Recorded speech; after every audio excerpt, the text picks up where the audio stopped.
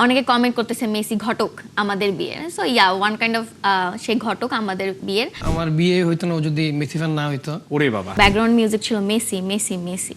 So I was like dreamy. আমার out of nowhere আমার মাথায় চলে আসছে এই ওয়ার্ডটা ড্রিমি। আমি কখনো আমার লাইফে এই ওয়ার্ডটা ইউজ করিনি, হয়তো এটা আল্লাহর তরফ থেকে যে ও আমার সোলমেট হবে এটার জন্য। এভাবে আসলে ছোট দলগুলো রুখে দিচ্ছে। আমি যদি স্পেনের গতকালকার ম্যাচটার কথাই বলি, একটু ভয় লাগছে কিনা আলজেরিয়ার বিপক্ষে কি হবে?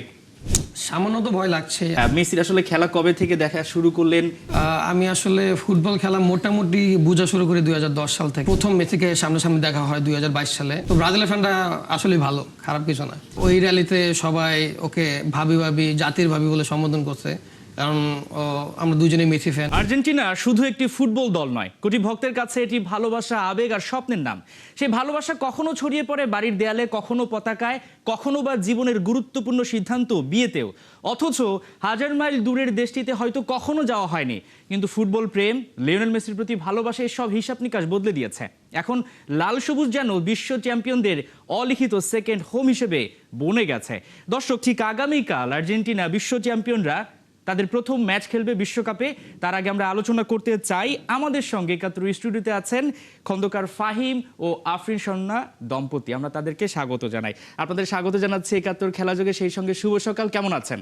আলহামদুলিল্লাহ, আপনি কেমন আছেন? একটু কি নার্ভাস কিনা যেভাবে আসলে ছোট দলগুলো রুখে দিচ্ছে? আমি যদি স্পেনের গতকালকার ম্যাচটার কথাই বলি, একটু ভয় লাগছে কিনা আলজেরিয়ার বিপক্ষে কি হবে?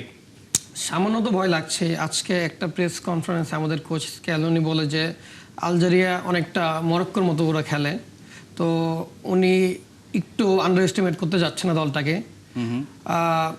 মনে হচ্ছে একটা টাফ ফাইট দিবে ওরা, কিন্তু আশা করি আমরা জিতবো। মরক্কো আসলে যেভাবে ব্রাজিলকে রুখে দিল, তখন তো আসলে আর্জেন্টিনা ফ্যান হিসেবে আপনারাও একটু না একটু তোদেরকে খোঁচা দিয়েছেন। এখন তারা কিন্তু অপেক্ষা করছে আপনাদেরকে নিয়ে।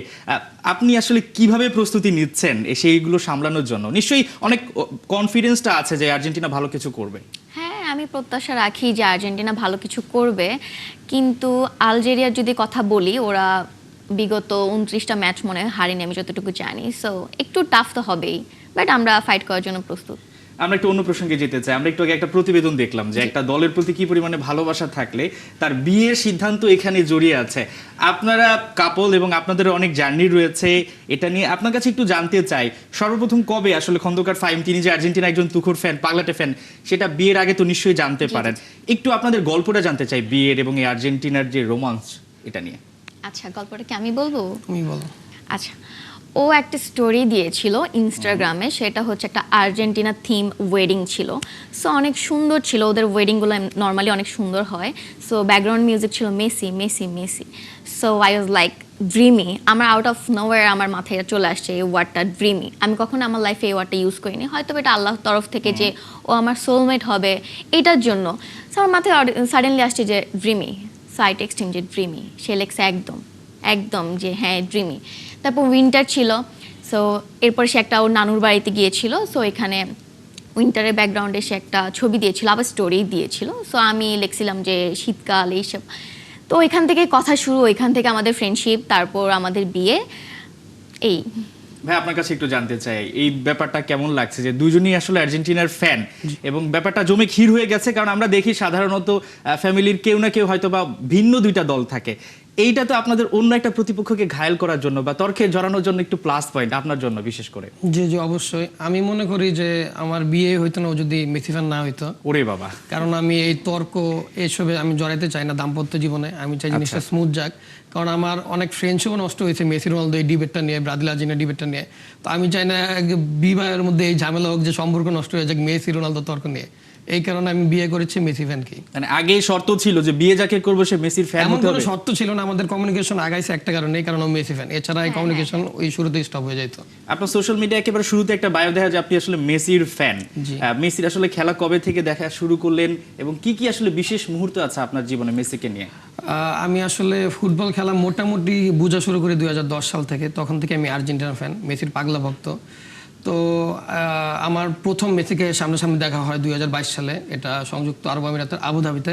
তো তখনই মেসিকে সর্বপ্রথম সামনাসামনি দেখি। তো এরপরে আমি বিশ্বকাপ দেখতেও যাই কাতারে, কিন্তু আনফরচুনেটলি আর্জেন্টিনার সব ম্যাচ সোল্ড আউট হয়ে যায় একদম।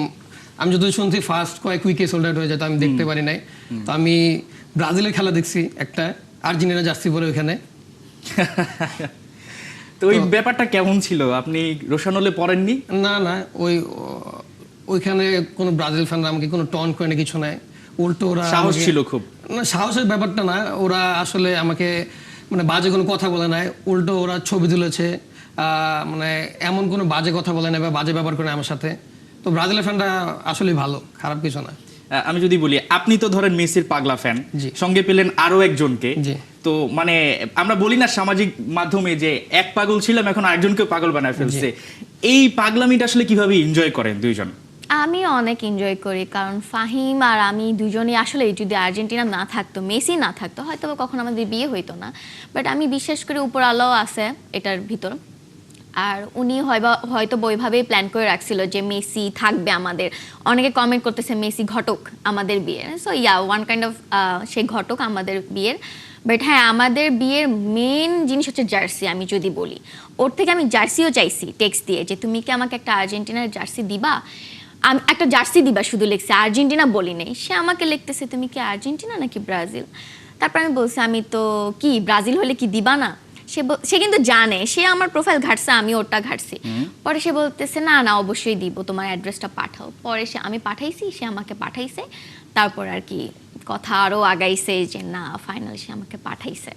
এখন তো দুজনেই আর্জেন্টিনার জার্সি পরে আছেন এবং আমি যতদূর জানি যে ভাইয়ার কাছে অসংখ্য অনেক, জার্সি আছে। অনেক। এটাকে কি পাগলামি বলবেন নাকি ভালো লাগা বলবেন? মানে এটাকে আপনি কিভাবে নেন যখন সে দেখেন কোন একটা মার্কেটে গিয়ে কিছু একটা না কিনে হয়তো একটা জার্সি কিনে নিয়ে আমার আসছে? অনেক ভালো লাগে, আমি অনেক পছন্দ করি, আর আমি এই জিনিসটাকে আসলে এনজয় করি, কারণ ও জার্সিটা কিনলে আমি পরতে পারবো। সো আমি যখন কোনোদিন কোনো কিছু পাই না পরার জন্য, সো আমি জাস্ট খুলে দেখি যে কোনটা পরবো, আমি জাস্ট একটা সিলেক্ট করে পরে ফেলি। সো এটা আমার জন্য প্লাস পয়েন্ট। আপনাদের দুজনের এই যে পাগলামি, ফ্যামিলি কিভাবে নিচ্ছে, আশেপাশে ফ্রেন্ড, তারা মনে হয় বিষয়টাকে অবশ্যই অনেক ভালোভাবে নিচ্ছে। সাপোর্টিভ, ফাহিমের ফ্যামিলি অনেক সাপোর্টিভ।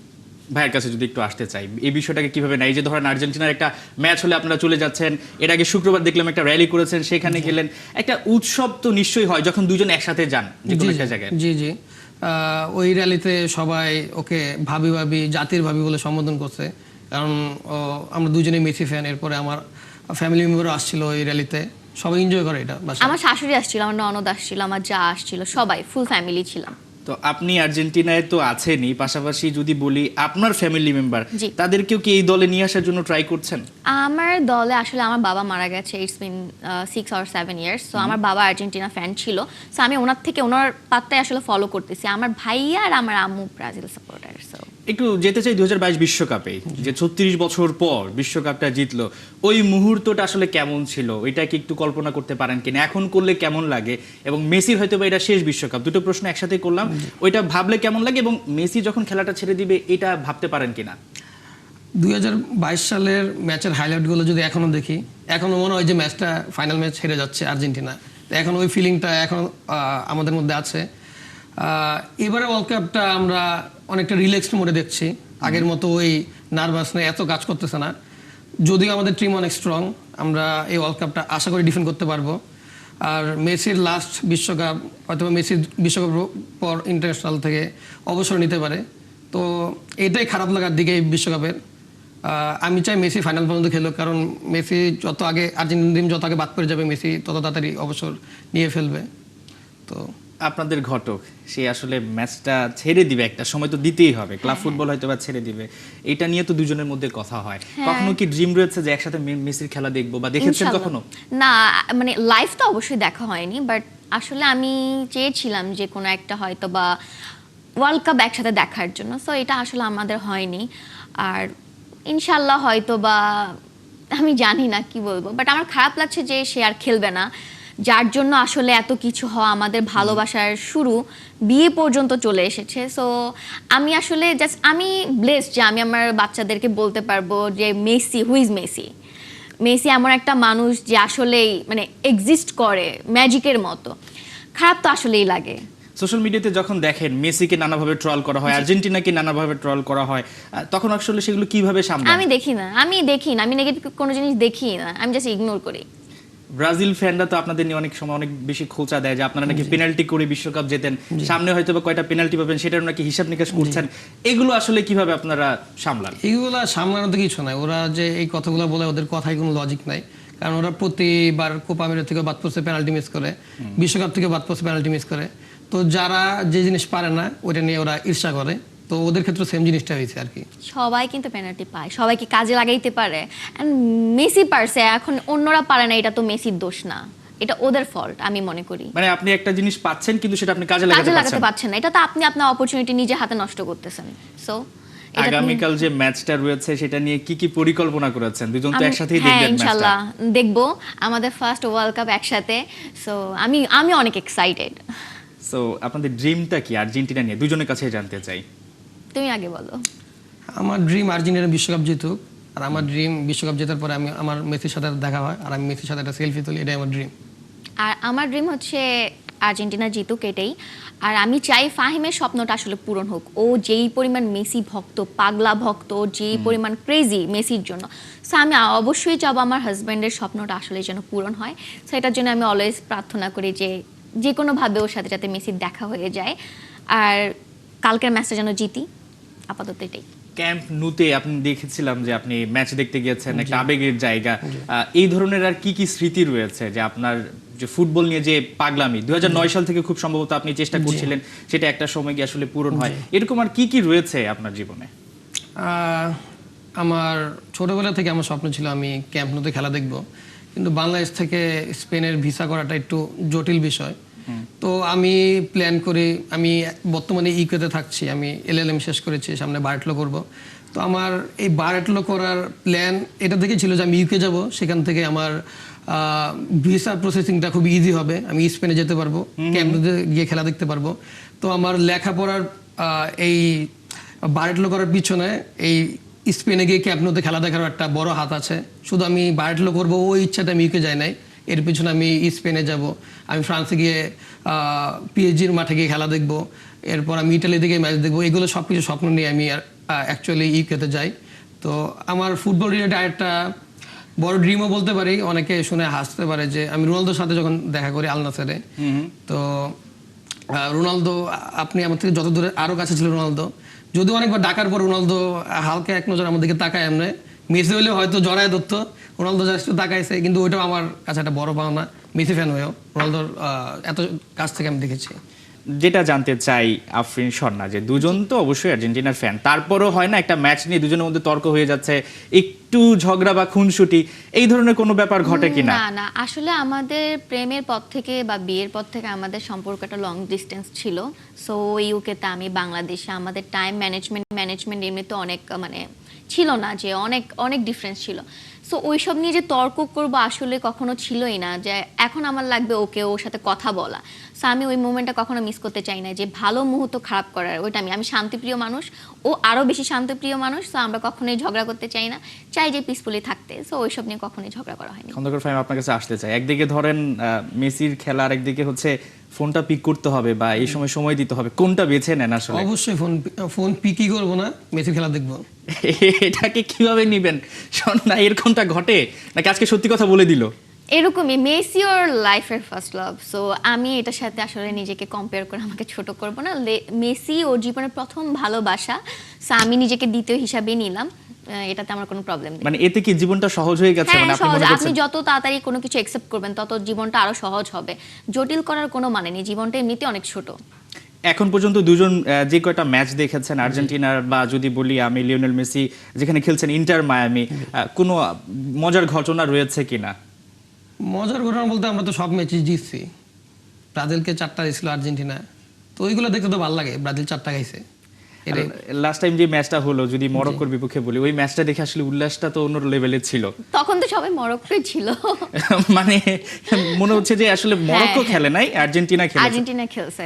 এখন তো আবার যারা আলজেরিয়া রয়েছে, হ্যাঁ ওরা বলতেছে এখন মুসলিম দেশ হিসেবে আমাদের উচিত আলজেরিয়াকে সাপোর্ট করা। সো ওরা করুক, আমরা তো আর্জেন্টিনাই করবো অবশ্যই। বাট আমি অনেক এক্সাইটেড, যেহেতু আগেও বললাম যে ফাহিমের সাথে আমার ফার্স্ট ওয়ার্ল্ড কাপ। সো এটা একটু হয়তো ডিফারেন্ট হবে, যে আমার ভালোবাসার মানুষের সাথে প্রথম বিশ্বকাপ দেখা, তাও আরেকটা ভালোবাসার মানুষকে। সো আমি অনেক এক্সাইটেড আর একটু ভয়ও আছে, কিন্তু আমি চাই যে ফার্স্ট ম্যাচটা জিতুক, সৌদির মতো আবার না হারুক। সেটাই আর কি, যে আসলে আপনাদের আসলে কি বলবো, যে প্রথম ম্যাচটা খারাপ হলে পরবর্তীতে আবার ঘুরে দাঁড়ানোর একটা ব্যাপার হ্যাঁ, থাকে। মেসি কিন্তু বলেছিল সৌদির সাথে হারার পরে যে আমার উপর বিশ্বাস রাখো, আমি তোমাদেরকে প্রমাণ করে দেখিয়ে দিব। সো সে দেখিয়ে দিয়েছে। সো আমরা রিল্যাক্স, তারপরে একটু থাকে না যে না, আমরা চাই যে মেসির লাস্ট ওয়ার্ল্ড কাপ সেটা জিতুক, আমরা আসলে একটু উল্লাসে থাকি, 4টা স্টার আমাদের সাথে থাকুক। কি মনে হচ্ছে, 4টা হবে? জি হবে এবারে। মানে রিয়েলিটিটা এটা, নাকি আমি ফ্যান দেখে এটাই বলছি? না না না, ফ্যান দেখে বলার কোনো সুযোগ নেই, কারণ এবারে আর্জেন্টিনার টিম অনেক স্ট্রং, আগের বারের মতোই। আমাদের ফরওয়ার্ড স্ট্রং, আমাদের ডিফেন্স লাইন স্ট্রং, সব কিছু স্ট্রং। আশা করি আমরা একটা টাফ ফাইট দিব এবারও। অনেক দল আছে, যেমন পর্তুগালের এবার অনেক স্ট্রং টিম, পর্তুগাল জেতার সম্ভাবনা আছে। কিন্তু পর্তুগাল জিতলে আমার মনে হয় না রোনালদোর কোনো কৃতিত্ব থাকবে এবারে, কারণ রোনালদো যতক্ষণ পর্যন্ত খেলে পর্তুগাল খুবই বাজে খেলে। তো কিন্তু আমার একটা ইচ্ছা যে রোনালদো এবার একটা হলো নক আউট স্টেজে গোল দেখ, কারণ যে পরিমাণ ট্রল হইতেছে নক আউট স্টেজে গোল না দেওয়ার কারণে আমার শেষ বয়সে এসে আমার মনে হয় এই ট্রলের থেকে বের হওয়া উচিত রোনালদো, একটা অন্তত গোল দেখ, পেনাল্টিতে হলো।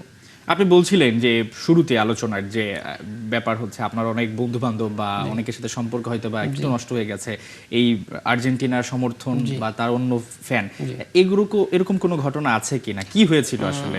আসলে এই ঘটনাগুলো ঘটেছে যখন আমাদের মধ্যে তর্ক হইতো কে গোট, রোনালদো নাকি মেসি। এখন তো ওই গুড ডিবেটটা বলতে গেলে আর নাই, কিন্তু আগে তো ছিল, যখন ব্যালন ডিয়ার সমান ছিল, মেসি টপ স্কোরার হইতো একবার, রোনালদো একবার টপ স্কোরার হইতো। কিন্তু তখন যেমন আমি এত বেশি যুক্তি খাটাইতে পারতাম আগে তো একদম খুবই কম পারতাম, এখন তো আর কোনো ডিবেটটা নাই। তো তখন এমন হয়েছে, তর্ক লেগে গেছে আমার সাথে যে না, মেসি গোট না, রোনালদো গোট, কারণ রোনালদোর গোল বেশি। যদি রোনালদোর গোল রেশিও কম, তাদের সাথে তর্ক করে কোনো সময় পারা যেত না, কারণ ওদের কথায় একদমই যুক্তি ছিল না। তো এমনি তর্ক করতে করতে করতে একটা সময় অনেক ফ্রেন্ডের সাথে সম্পর্ক নষ্ট হয়ে গেছিলো আগে, যদি এখনও ঠিক করতেছি এগুলো। আগে তো ছোট ছিলাম, ভুল হয়েছে, কিন্তু এখনও ঠিক করতেছি, কিন্তু এখনও আবার ঠিক করার পর দেখা যাইতেছে ঝগড়া লেগে যেতেছে, আবার সম্পর্ক আবার আগের মতো নষ্ট হয়ে যেতেছে। জিনিসগুলো এমন আর কি। তো সেইটা তো আপনারও হচ্ছে মনে হচ্ছে যে যখন আমি কারোর সাথে আসলে না, আমি কখনো না। আমি যখন আমার ফেসবুক ফ্রেন্ড, আমার খুব কাছের, আমার নিজের বেস্ট ফ্রেন্ডে হচ্ছে ব্রাজিল সাপোর্ট করে। আচ্ছা। সো আমি যখন দেখি ওদের কোনো পোস্ট, আমি জাস্ট ইগনোর করে যাই। আমি কোনো রিয়েক্টও দেই না, মানে কোনো কিছুই দেই না, আমি জাস্ট ইগনোর করি আমার শান্তির জন্য। আমি দেখিই নাই, আমার একটা ভাব করি যে আমি ওদেরকে দেখিই নাই। আমি আমার দলটাকে নিয়ে থাকি, আমি আমার হাজব্যান্ডের সাথে হ্যাপি, দ্যাটস ইট। আমার ফ্যামিলিকে নিয়ে হ্যাপি, দ্যাটস ইট। আমি যদি বলি যে ধরেন কোনো একটা ম্যাচ হলো এবং পাশাপাশি আপনাদের কোনো একটা বিয়ের দাওয়াত বা বড় একটা ইভেন্ট পড়ে গেছে, আর ওই সময় আসলে কোনটা বেছে নেন আপনারা? অবশ্যই ম্যাচ। আসলে বিয়ে আসবে যাবে, ম্যাচ তো আর আসবে যাবে না। হ্যাঁ, অনেকে বলতে পারবে যে রিক্লিপ দেখা যাবে, কিন্তু না, আমার মতো ওই জিনিসটা লাইভ দেখা যে একটা মজা, সেটা আসলে মজাটা পরে থাকবে না।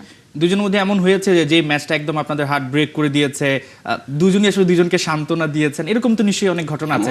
আর্জেন্টিনা ম্যাচের ক্ষেত্রে হয় না, আমরা দুজনই তো বার্সেলোনা ফ্যান। তো বার্সেলোনা তো রিসেন্ট কিছু ম্যাচ হারছে, তো ওই টাইমে ও আমাকে, আমি তো একদম কমপ্লিটলি ডিপ্রেস থাকি ও বার্সেলোনা হারার অল পরে। টাইম তখন অনেক ভেঙে পড়ে। আমি বলি যে না না, কিছু হয়নি, সব ঠিক হয়ে যাবে, আবার সব ঠিক হবে।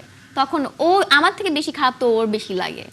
দিন শেষে একটাই জানতে চাই ছোট্ট করে, আর্জেন্টিনা নিয়ে আপনাদের অনেক বেশি প্রত্যাশা, বাংলাদেশে অনেক বেশি ফ্যান রয়েছে। আমাদের সংসদের স্পিকার তিনিও একটা কথা বলেছেন যে বাংলাদেশে আর্জেন্টিনার সমর্থক বেশি। আমরা এখানে দেখতে পেলাম যে প্রত্যেক ঘরে ঘরে যদি এরকম কাপল আর্জেন্টিনা হয়ে যায়, তাহলে তো পুরো বাংলাদেশটাই আর্জেন্টিনার হয়ে যাবে। প্রত্যাশা কি এবং সমর্থকদের উদ্দেশ্যে আপনি কি বলবেন? আমার প্রত্যাশা, যেহেতু মেসির এটা লাস্ট ওয়ার্ল্ড কাপ, সো আমি চাই যে মেসি আসলে এই ওয়ার্ল্ড কাপটা জিতুক। আর না জিতলেও যে অনেক বেশি মন খারাপ হবে তা না, যেহেতু আমরা লাস্ট ওয়ার্ল্ড কাপে আমরা জিতেছি। আর সমর্থকদের সম্পর্কে আমি জাস্ট একটা কিছুই বলতে চাই যে ওরা কি ব্রাজিল সমর্থক নাকি ব্রাজিল রয়েছে, এরপর আপনাদের নিজেদের সমর্থকও রয়েছে, যাতে কোনো রকম দ্বন্দ্ব না তৈরি হয়। ফ্যানদের সম্পর্কে কিছুই বলার নাই, ওরা অলওয়েজ, এবার তো ওরা একদমই চিল, ওরা কোনোই প্যারা নিচ্ছে না। আমি ওদেরকে বলবো যে মেসির উপর ভরসা রাখো, দোয়া করো, এটাই।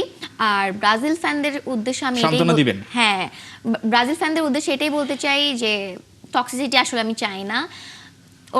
ওরাও আসলে আশা করতেছে যে এবার নেইমারও খেলবে, তো আমি চাই যে নেইমার ভালো খেলুক, বাট ব্রাজিল না জিতুক। সো এটার জন্য হয়তো বা অনেকে আমাকে হেট করবে, বাট হেট করার কোনো কিছু নেই। আর্জেন্টিনা ফ্যান হিসেবে আমি এটা চাইতেই পারি, এটা আমার স্বাভাবিক একটা অধিকার।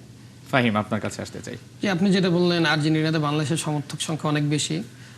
সোশ্যাল মিডিয়াতে এমন হাজারো ভিডিও আছে যে জার্সি শপে গেছে, জার্সি তিনি শপ ওনার, উনি বলতেছে যে আর্জেন্টিনার জার্সি 100টা বিক্রি হলে ব্রাজিলের জার্সি 10টা বিক্রি হইতেছে না, কারণ ওরা বেশিরভাগ এখন পর্তুগালে শিফট হয়ে গেছে। পর্তুগালে স্ট্রং টিম, কারণ পর্তুগালের জার্সি এখন 30-40টা সেল হইতেছে 100টার মধ্যে, যেমন হিসাব দিল। তারা নাকি ভাড়া করা সমর্থক নিয়ে র্যালি করে। হ্যাঁ, আর জি জি, ব্রাজিলের ফ্যানরা ব্রাজিল ফ্যানরা জি অবশ্যই, তারা তো বেশিরভাগই এখন পর্তুগাল কনভার্ট হয়ে গেছে, কিন্তু 10-15-20 বছর ধরে সাপোর্ট করতেছে, তো ওরা তো শো করতে পারে না যে ডিরেক্টলি কনভার্ট হয়ে গেছে। কিন্তু দেখবেন যদি বাই এনি চান্স পর্তুগাল ফাইনালে চলে যায় আর ব্রাজিল খেলতে না পারে, একদিনে সবাই জার্সি চেঞ্জ করে ফেলবে, একদিনে সবার আইডেন্টিটি চেঞ্জ করে ফেলবে। রোনালদো খেলুক আর না খেলুক, ইভেন রোনালদো যদি বেঞ্চেও বসে থাকে বলবে রোনালদো গোট, রোনালদো বিশ্বকাপ জিতেছে, জিনিসটা এমন হয়ে যাবে। সেটাই, আসলে আপনারা সেই জার্সি পরিবর্তন করবেন না, সেটা বোঝা যাচ্ছে যে কখনোই তুবুর না। ফ্যান। আমরা আপনাদেরকে ধন্যবাদ জানাতে চাই আমাদের সঙ্গে যুক্ত হওয়ার জন্য, আফরিন এবং ফাহিম।